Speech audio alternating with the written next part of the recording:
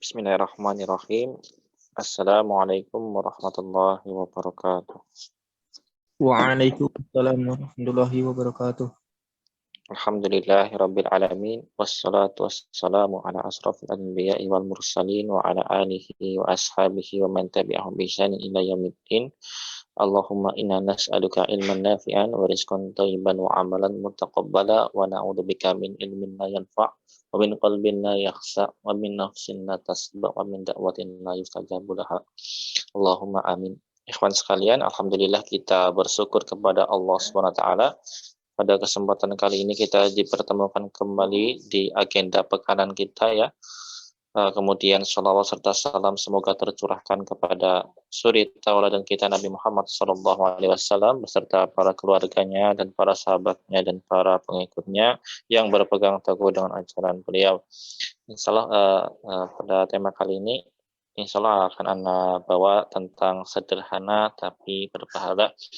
Sebelum kita mulai, tafadhol mungkin ada ikhwan sekalian yang mau mengawali kegiatan kita dengan tilawah. Suratnya bebas, boleh surat yang disetorkan kemarin juga boleh. Atau surat yang sudah hafal, atau mungkin ya terserah membaca surat apa.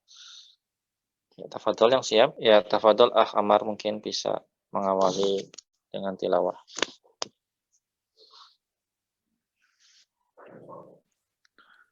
Baik, sebentar Ustaz. Ya. A'udzu billahi minasy syaithanir rajim. Bismillahirrahmanirrahim. Was-samaa'i dzatil buruj wal yaumil maw'ud wa syahidin wa mashhud.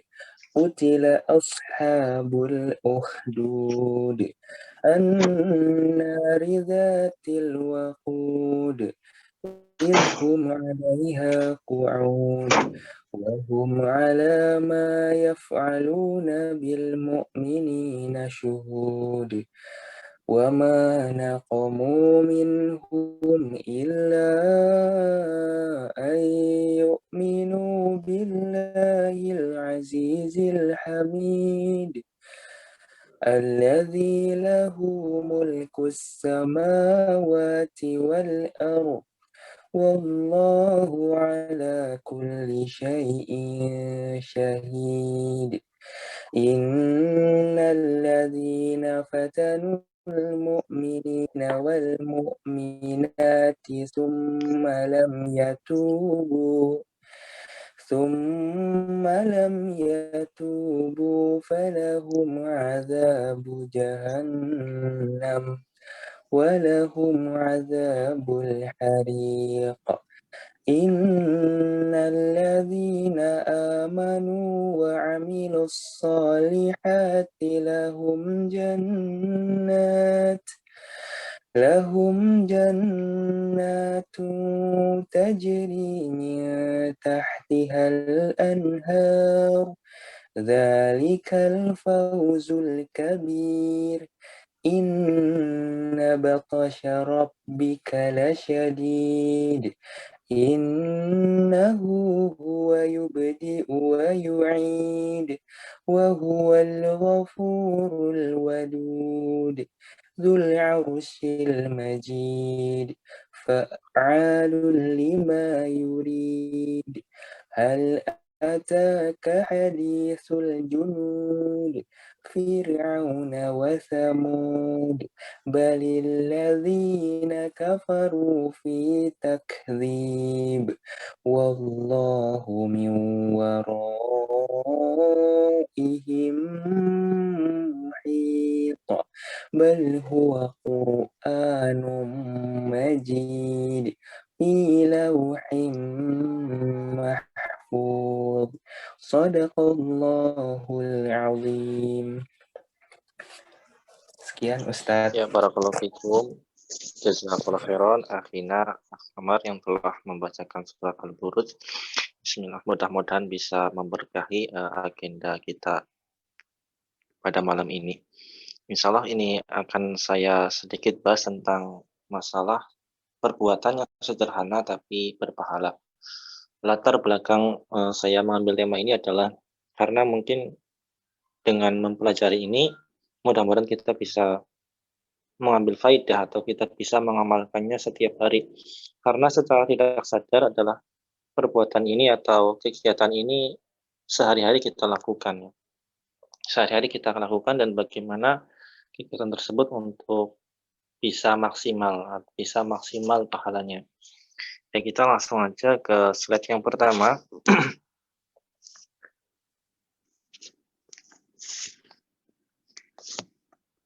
Di slide yang pertama di sini ada kaidah dari mazhab Syafi'i ya, bahwa menghilangkan asar ibadah. Asar itu apa sih? Asar itu bekas ya. Bekas ibadah itu adalah makruh.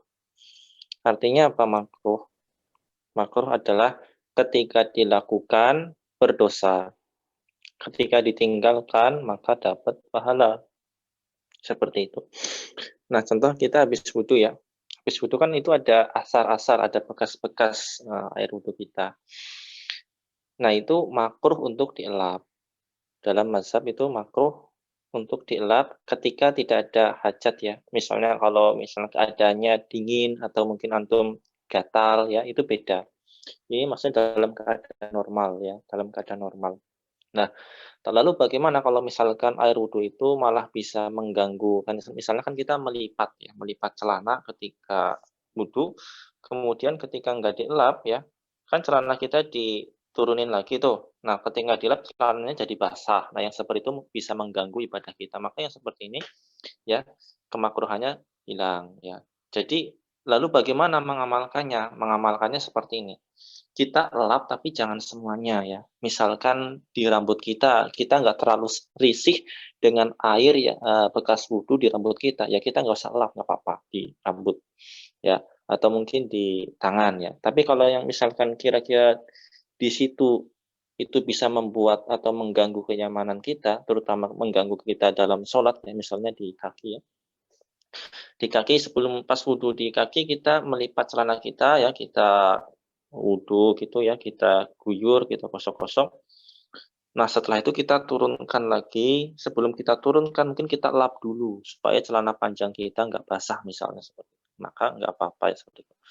Ya, jadi insya Allah kita bisa tetap mendapatkan pahala dengan tidak mengelap semuanya.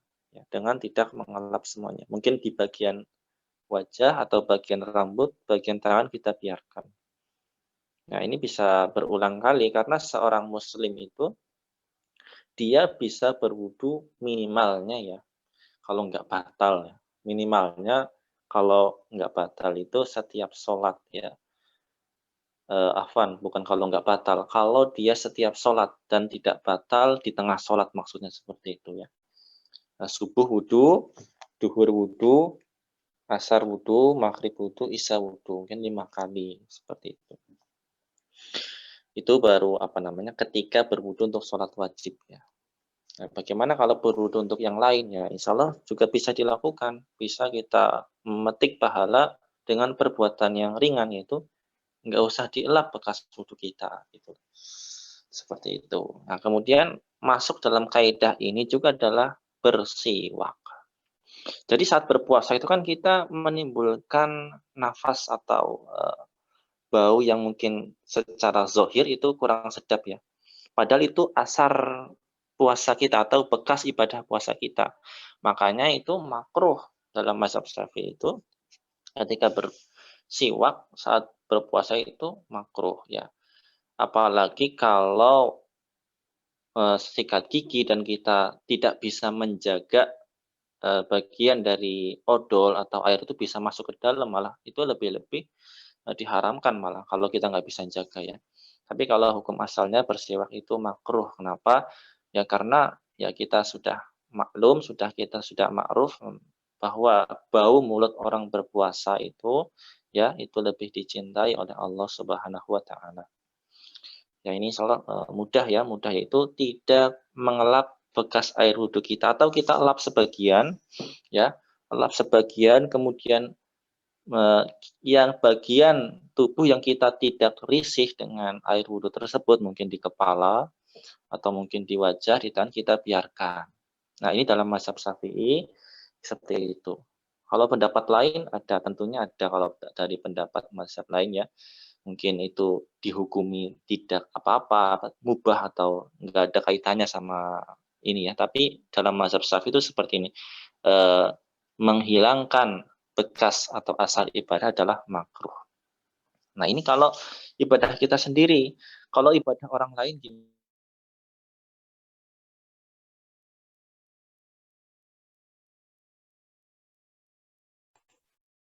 Afwan Ustaz, suara tidak terdengar.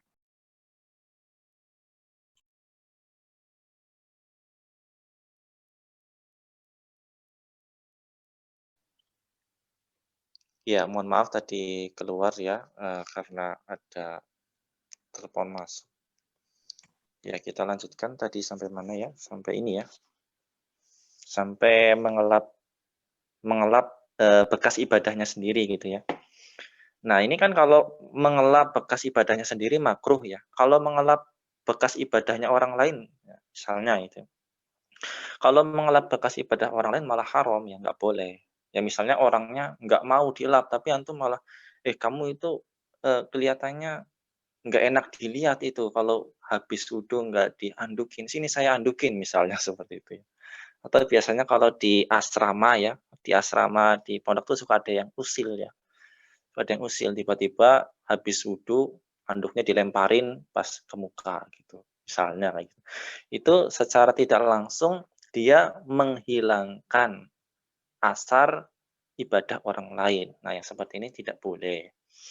Kemudian masuk dalam kaidah ini juga yaitu apa kira-kira kalau sholat jenazah itu kan ada syuhada ya, jenazah syuhada. Itu nggak boleh dimandikan. Kenapa alasannya? Jenazah syuhada yang berlumuran darah itu nggak boleh dimandikan. Kenapa? Uh, Ayo, Bisa kira-kira dijawab apa? Ustaz, kalau nggak salah, Ya, tafadhol.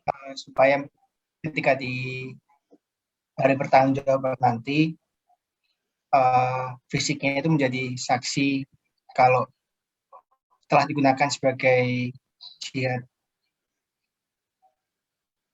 sebagai bukti di akhirat nanti. Ya, barakallahu fikum, jawabannya betul ya. Jawabannya betul, cuman kalau berdasarkan kaidah ini adalah jawabannya seperti ini. Karena itu kan jihad ibadah ya. Nah, itu asar ibadahnya dia gitu loh. Bekas ibadahnya dia. Bekas ibadahnya dia keluar darah gitu. Jadi jangan dihilangin gitu, biarin aja gitu. Seperti itu ya. Kalau berdasarkan kaidah ini. Ya, jadi ini yang pertama dan yang kedua, mungkin yang pertama ini yang kita bisa amalkan tiap hari ya. Kalau berpuasa kan kita nggak tiap hari puasa ya. Ya, ini yang pertama. Kita lanjut ke slide selanjutnya.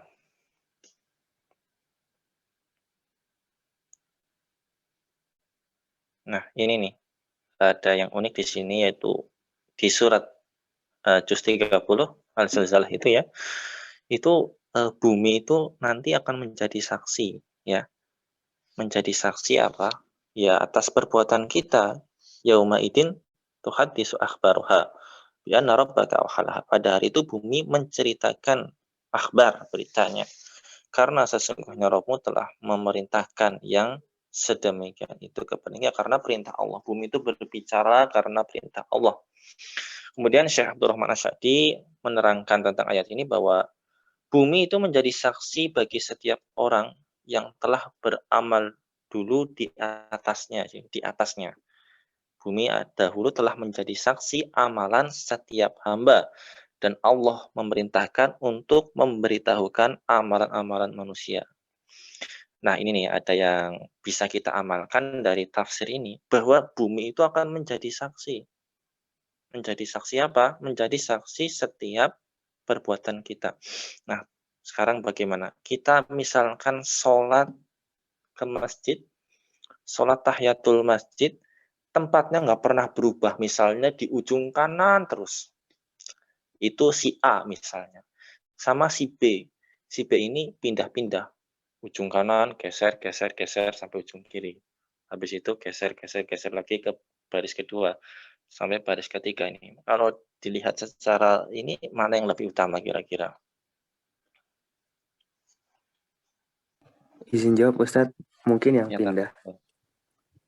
Iya, kenapa yang pindah? Karena kita usahakan setiap masjid itu kita pernah sholat di situ gitu ya.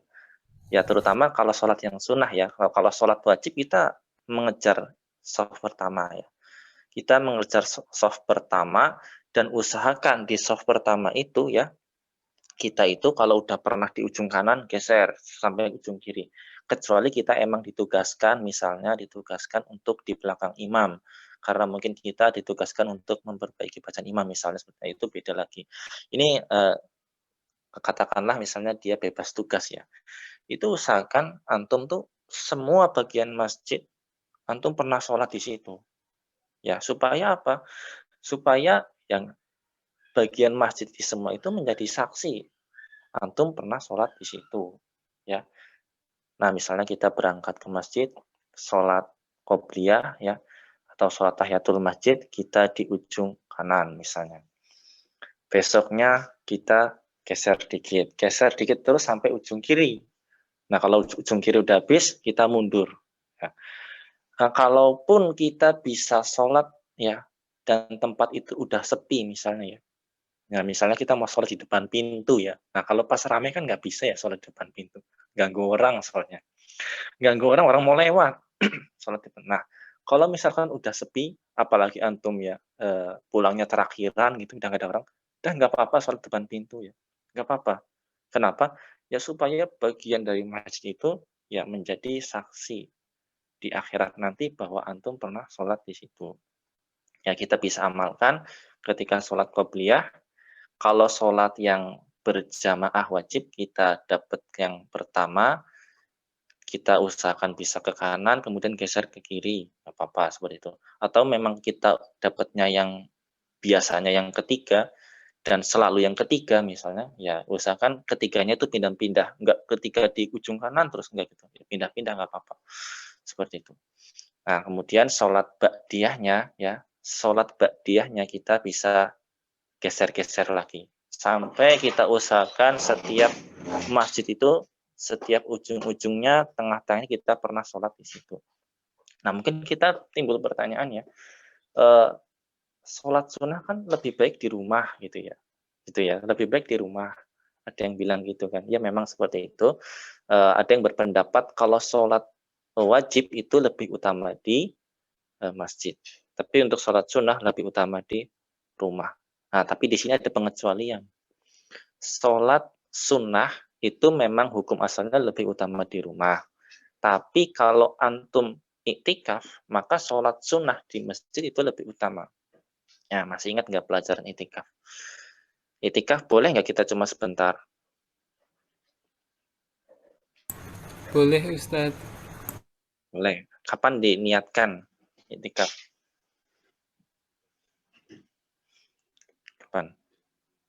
Diniatkan iktikafnya kapan? Ya ini terkait berarti pelajaran kemarin masalah niat ya. Mahal, tempatnya di hati. Kemudian kapan dilakukan niat adalah umumnya adalah fi awali al ibadah. Contohnya pada sholat adalah ketika takbiratul ihram, ya. Kemudian pada wudhu pada saat membasuh muka, ya. Kemudian kalau itikaf itu niatnya kapan? Ya ketika sudah masuk masjid. Kalau niat iktikafnya di luar masjid, nah, boleh nggak kalau niat itikafnya di luar masjid? Ya dihindari ya, karena itikaf itu syaratnya adalah dia harus di masjid. Ya, dia harus di masjid. Itu syaratnya. Nah, kalau lupa meniatkan iktikaf, itu boleh. Kita boleh meniatkan di tengah sholat. Ya, misalkan kita sholat maghrib, kita masbuk, ya, kita masuk, nah, kita takbiratul ihram, imam udah sujud, kita sujud. Kemudian di rakaat yang terakhir mungkin pas sujud kita baru ingat, wah aku belum niat iktikaf nih. Padahal kan disunahkan setiap masuk masjid itu kita disunahkan untuk meniatkan iktikaf. Ya karena dalam mazhab Syafi'i, iktikaf itu adalah yang paling mudah, di mana sebentar aja udah terhitung iktikaf. Jadi rugi ketika antum nggak masuk, jadi rugi ketika antum masuk masjid tapi nggak diniatkan iktikaf, itu rugi. Ya. Nah, misalnya antum ingatnya pas sholat, nah itu boleh diniatkan iktikaf, tapi dengan catatan dalam hati ya, di dalam hati, jangan dilafatkan, di dalam hati. Nah, bedakan meniatkan dengan kepikiran ya. Kalau sholat jelas kepikiran macam-macam ya, kepikiran ini, itu, kepikiran A, kepikiran B. Nah, niat itu beda, niat itu ya hatinya antum jadi jazm. Jangan kepikiran iktikaf, jangan. Tapi diniatkan saja iktikaf, maka itu boleh. Ya, ini waktunya masih lama ya. Masih lama Ustadz, insya Allah unlimited Ustadz. Ya tadi sempat muncul kayak peringatan gitu di HP. Ya jadi ya secara pertama tadi adalah kita tidak mengelap seluruh anggota tubuh yang di wudhu kita elap yang kira-kira itu kira-kira kita risih ya. Atau mungkin kalau kita nggak risih ya silahkan nggak dilap semua. Kemudian kita ketika sholat ke masjid itu kita pindah-pindah, terutama sholat sunnah ya. Kita usahakan setiap seluruh bagian masjid kita sudah pernah sholat di situ. Mungkin kalau bisa ya, kalau bisa tadi sudah sepi, nggak ada jamaah yang lewat, yang nggak apa-apa antum sholat di depan pintu, itu nggak mengganggu. Kayak karena udah sepi, udah nggak ada yang lewat.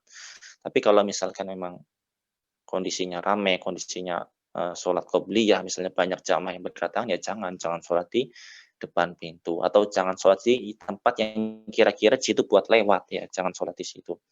Ya. Kemudian yang bisa kita amalkan tadi terlewat yaitu masalah wudhu juga. Dalam wudhu itu ada sunnah memperpanjang wudhu ya. Kalau dalam mazhab Syafi'i ada memperpanjang wudhu ya. Kalau kaki itu sampai paha. Kalau kaki sampai paha. Kalau tangan ya sampai lengan atas itu. Nah itu bagaimana? Kalau di tempat yang terbuka, tempat umum ya maka kalau misalnya tempatnya terbuka dan antum sulit untuk melakukan sampai pagi ya nggak usah ya, dilakukan semampunya aja. Tapi hukum asalnya kalau misalkan antum berwudu di rumah ya, di dalam rumah ya, itu memang disunahkan memperpanjang untuk kaki sampai paha, untuk tangan sampai lengan atas ya. Lengan atas. Nah, lalu bagaimana nanti kalau misalkan kita kan pakai baju, nanti kan risih bajunya, ya dilap nggak apa-apa. Nanti bagian yang nggak dilap juga ada. Nah itu yang jadi asar atau bekas ibadah tadi. Ya kita lanjut ke slide selanjutnya.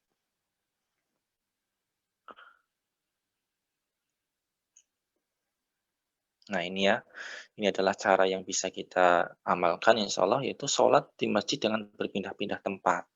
Ya, kemudian berjalan ke masjid dengan jalan yang berbeda. Ya, ini masih ada hubungannya sama yang tadi. Jadi setiap bumi yang kita injak itu nanti akan jadi saksi. Wah, dulu pernah lewat sini, ya, untuk berangkat ke masjid, untuk melakukan kebaikan, untuk melangkah kebaikan. Kalau misalkan jalannya cuma satu arah misalnya, ya tadinya jalan sebelah kanan, tadinya pulangnya jalan sebelah kiri gitu misalnya. Atau ya kalau misalkan kira-kira nggak ganggu orang lewat ya, atau jalannya itu jalan setapak yang agak lebar, nggak apa-apa jalan di tengah ya. Kemudian yang ketiga adalah kita menggabungkan niat sholat qobliyah sama sholat tahiyatul masjid ya. Ini kemarin sudah ada sedikit pembahasan tentang masalah menggabungkan niat ya, dalam mazhab Syafi'i ada sholat qobliyah sebelum maghrib, ada sholat qobliyah sebelum isya. Ya, kalau misalkan waktunya azan sama iqomatnya pendek, kita bisa gabungkan niatnya ya sholat tahiyatul masjid sekaligus sholat qobliyah tersebut. Nah, kemudian ini yang selanjutnya adalah dzikir setelah wudhu. Nah, teman-teman yang sering diamalkan atau yang tahu dzikir setelah wudhu ada apa aja? Yang apa? Biasanya yang pakai itu ya asyhadu alla gitu ya. Ya Ustaz, asyhadu an la ilaha illallah wahdahu la syarika lah وأشهد أن محمدا عبده ورسوله. Ada lagi? Ada lagi enggak? Ya, kalau belum ada nanti bisa dihafalkan ya.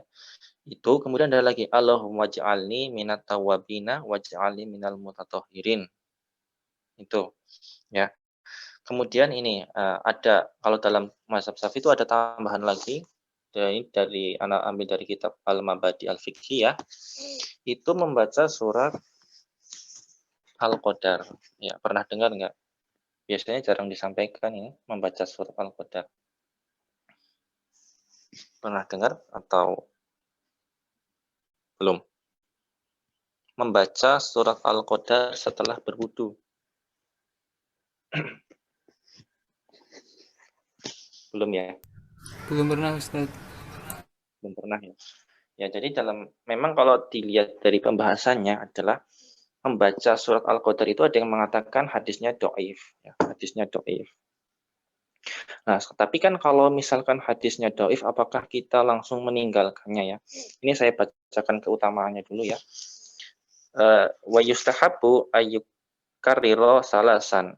Disunahkan itu mengulang atau membaca 3 kali surat Al-Qadar inna anzalna. Kemudian fadilahnya apa? Fadilahnya adalah man qara'aha wahidatan. Ya, barang siapa yang membacanya sekali, maka kana minas shodiqin, maka dicatat dia sebagai orang-orang yang sodik, orang-orang yang jujur. Ya, ini berarti kita boleh baca sekali. Kemudian waman qara'aha marratain, dan barang siapa yang membaca 2 kali, berarti boleh juga 2 kali, boleh. Ya, kutiba fi diwani asyuhada, maka dia dicatat sebagai atau dikumpulkan sebagai bersama orang-orang syuhada, para syuhada. Kemudian waman qara'aha salasan hasyarahullahu mahsyarul anbiya. Barang siapa yang membaca 3 kali, maka Allah akan kumpulkan bersama para anbiya, para nabi. Jadi fadilahnya adalah kita akan dikumpulkan di hari kiamat nanti bersama orang-orang yang melakukan kebaikan, baik itu atau orang-orang yang termasuk golongan kebaikan, baik itu berupa al-anbiya, para nabi, kemudian asyuhada, para syuhada, dan para asidik, para sidikun.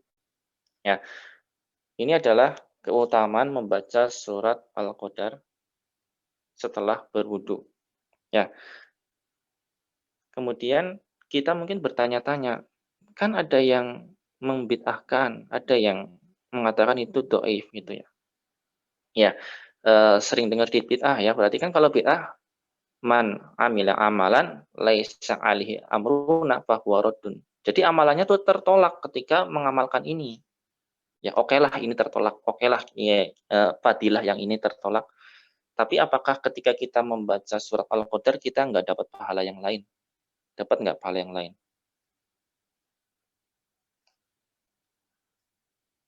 Kalau dapat, apa dapat pahala apa? Dapat Ustaz. Ya, dapatnya pahala apa? Membaca ayat yang hadis yang itu Ustaz. Yang alif lam mim. Ya, itu betul. bukan. Yang man qara'a harfan min kitabillah. Barang siapa yang membaca satu huruf dari kitabullah, dapat pahala itu ya. Ya memang kalau Anda baca lagi itu ada yang mengatakan membaca surat Al-Qadar setelah berwudu itu ya itu hadisnya dhaif, ada yang mengatakan seperti itu. Tapi ini ya di kitab Hasyiah Al-Bujairami itu termasuk yang disunahkan. Jadi kalaupun kita mengamalkan, walaupun itu termasuk bid'ah, kan kita nggak rugi juga. Kalau kita nggak dapat pahala yang dikumpulkan bersama para sidikin, dikumpulkan yang membaca 2 kali tadi dijanjikan dikumpulkan bersama para syuhada, kemudian yang membaca 3 kali dijanjikan dikumpulkan bersama para anbiya. Kalaupun kita nggak dapat itu karena mungkin ya hadisnya lemah atau bid'ah, maka kita akan tetap dapat pahala, yaitu membaca 1 huruf Al-Quran akan mendapatkan 10 kebaikan. Ya.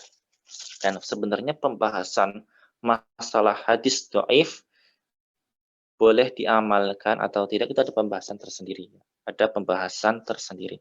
Kalau di kitab At-Tibyan fi Adabi Hamalatil Quran, Imam Nawawi mengatakan bahwa hadis dhaif itu boleh diamalkan, terutama dalam masalah fadilah amal. Dalam masalah fadilah amal. Dan ini bukan pendapat Imam Nawawi saja, bukan. Tapi apa? Banyak ulama yang berpendapat seperti ini. Jadi nggak serta-merta ketika hadisnya dhaif, hadisnya ditinggalkan. Nggak kayak gitu. Ya, memang ada mazhab imam yang hadisnya itu atau dalam pengamalannya itu ya yang sahih saja. Gitu. Ada memang seperti itu. Ya. Maksudnya apa? Dalam masalah hadis itu ketat gitu loh. Ya memang ada. Tapi kalau dalam mazhab Syafi'i itu hadis-hadis dhaif itu tidak serta-merta ditinggalkan. Ya, tidak serta-merta ditinggalkan. Dan hadis-hadis dhaif itu ya di dalam buku pasti ada. Di dalam buku fikih itu pasti ada. Dan apakah buku fikih itu ditinggalkan? Enggak. Ya, enggak seperti itu. Ya. Jadi itu adalah beberapa dzikir setelah wudhu ya, mungkin bisa kita amalkan. Asyhadu alla ilaha illallah wahdahu la syarikalah wa asyhadu anna Muhammadan rasulullah. Allahumma ja'alni minat tawabin wa ja'alni minal mutatahhirin. Kemudian kita baca surat Al-Qadar. Boleh baca sekali, boleh baca 2 kali, boleh baca 3 kali. Setelah membaca itu, disunahkan juga membaca doa Allahumma firli dambi wa wasi'li fi dari wa barik fi rizqi wala taftinni bima sawaita ani. Ya, ini mungkin enggak saya tulis, mungkin antum juga nanti kesulitan untuk menghafal. Nanti untuk yang diamalkan atau dalam pengamalan bisa yang surat Al-Qadar dulu. Tapi ingat ya, kalau jadi makmum masbuk udah terlambat ya, kira-kira mau baca ini nanti terlambat imamnya lebih lama gitu ya, maka yang lebih diutamakan adalah mengejar imam. Kapan ini diamalkan ya? Ketika antum misalnya datangnya awal ya, kemudian nggak buru-buru ya, atau bisa diamalkan ketika sudah berwudu di rumah. Nah, sudah berwudu di rumah ya, kemudian baca doa setelah wudu, membaca surat Al-Qadar, kemudian melangkah ke masjid, jalan ya, kemudian sampai di masjid sholat tahiyatul masjid atau sholat qabliyah, yang antum di situ pindah-pindah usahakan. Jangan lupa juga diniatkan iktikaf, kemudian ketika sholat wajibnya, sholat berjamaah ya sedapatnya. Kalau dapatnya sholat 1 ya dapat sholat pertama. Kalau memang sudah biasa atau kita yakin dapat sholat pertama karena jumlah jamaahnya yang memang sedikit itu aja, atau kita hafal, paling kalau duhur jamaahnya segini, paling kalau asar jamaahnya segini, kita bisa pindah-pindah dari yang sebelah kanan ya sebelah kiri. Kemudian setelah sholat kita bisa sholat sunnah ba'diyah dan kita pindah-pindah lagi. Ya seperti itu. Ya mudah-mudahan yang sedikit ini bisa kita amalkan dan kita rutinkan, dan mudah-mudahan juga menjadi jalan yang baik ya, jalan yang baik. Rasulullah SAW itu bersabda, sebaik-baiknya amalan itu yang sedikit tapi kontinu ya.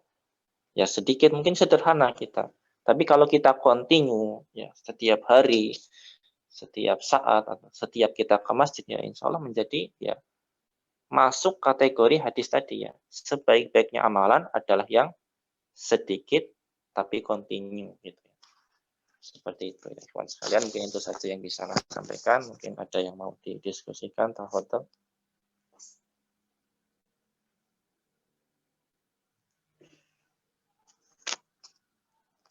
Ya, mungkin teman-teman ada yang sholatnya atau ketika sholat itu selalu netep nggak tempatnya, ada nggak kayak gitu? Ya mulai besok nanti bisa pindah ya. Misalnya di pojok kanan terus gitu. Ya, nanti bisa dicoba dipindah-pindah supaya bagian masjid itu antum sudah pernah sholat di situ semua. Ya, setelah ini jangan lupa absen ya teman-teman. Ya sebelum ana tutup, tafadhol mungkin ada yang mau ditanyakan, silakan. Ustadz, punten Ustadz, izin bertanya soal kalau Jumatan itu protokolernya sudah ke mimbar, jadi udah mau imamnya udah mau mulai atau udah azan gitu Ustadz. Itu lebih utama kita tahiyatul masjid atau nunggu azan selesai baru tahiyatul masjid Ustadz?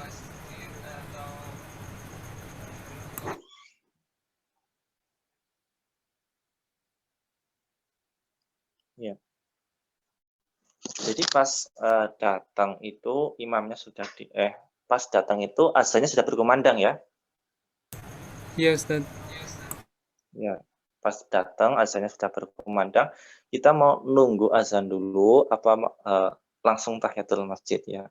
Dalam ini memang ada dua pendapat. Kalau antum berpendapat menjawab azan itu adalah sunnah dan sholat tahiyatul masjid itu adalah sunnah ya, maka boleh dua-duanya. Boleh dua-duanya. Antum jawab azan dulu, kemudian sholat tahiyatul masjid ya. Kemudian antum juga boleh langsung sholat tahiyatul masjid. Sholat tahiyatul masjid ya, menjawab azannya berarti enggak ya, karena antum pilih sholat tahiyatul masjid. Atau antum bingung mana yang lebih afdol ya. Yang lebih afdol mana ya. Insya Allah ini perkara yang luas ya, antum boleh milih. Boleh milih balas azan dulu, kemudian sholat tahiyatul masjid. Atau antum mungkin bingung. Sholat tahiyatul masjid itu kan bisa gugur ketika kita udah berdiri lama gitu ya. Kan ada yang seperti itu. Nah, pas jawab azan tuh azannya lama gitu kan ya. Pas jawab azan kan azannya nggak sebentar kan. Nah, bisa dengan seperti ini. Antum jawab azan ya. Kalaupun sholat tahiyatul masjid sudah gugur sama antum ya, antum bisa diniatkan sholat sunnah sebelum duhur 2 rakaat. Afwan, bukan sebelum duhur. Sebelum Jumat 2 rakaat. Dalam mazhab Syafi'i ada sholat sunnah sebelum Jumat 2 rakaat. Dikiaskan dengan sholat duhur. Ya, berarti bukan sholat tahiyatul masjid. Sholat sunnah sebelum Jumat. Seperti itu. Jadi perkaranya luas. Antum boleh jawab azan dulu, kemudian sholat tahiyatul masjid, atau antum sholat tahiyatul masjid, enggak menjawab azan, atau antum menjawab azan boleh, tapi ada yang berpendapat bahwa sholat tahiyatul masjid itu gugur ketika berdiri lama, ya, ketika berdiri lama. Ukuran lamanya seperti apa? Sebenarnya ukuran lamanya itu seukuran sholat 2 rakaat, ya. Jadi bukan seukuran azan, kecuali azannya ya azannya lebay banget ya, panjang sekali. Kan kayaknya nggak ada juga, ya, nggak ada juga. Antum jawab azan nggak apa-apa ya. Kemudian setelah menjawab azan, antum bisa sholat sunnah sebelum Jumat sekaligus diniatkan sholat tahiyatul masjid ya. Afwan tadi ya, anak menjelaskannya apa tadi? Agak muter-muter ya kayaknya.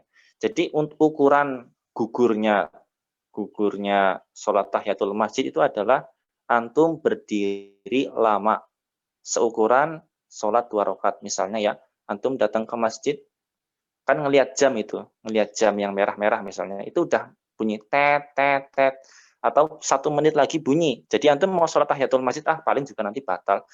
Misalnya antum nggak berdiri, misalnya antum nggak sholat tahiyatul masjid. Nah, udah jamnya tet bunyi, imamnya nggak datang-datang. Nah, antum masih berdiri tuh.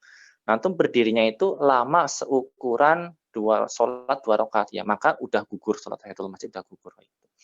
Jadi kalau misalkan sekedar menunggu azan, insya Allah belum gugur sholat tahiyatul masjidnya, ya, kecuali azannya yang dilama-lamain ya kayaknya nggak ada juga sih, ya.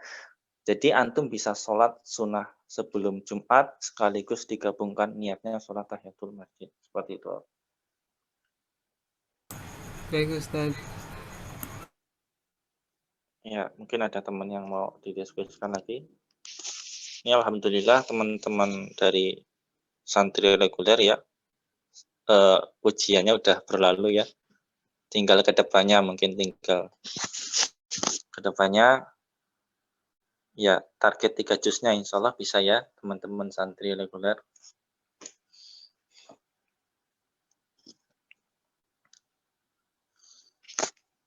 Ya, kalau tidak ada yang ditanyakan, kita cukupkan. Jazakumul khairan ikhwan sekalian atas partisipasinya. Jangan lupa isi absen. Kita cukupkan dengan doa kafaratul majlis. Subhanakallahumma bihamdika asyhadu an la ilaha illa anta astaghfiruka wa atubu ilaik. Assalamualaikum warahmatullahi wabarakatuh.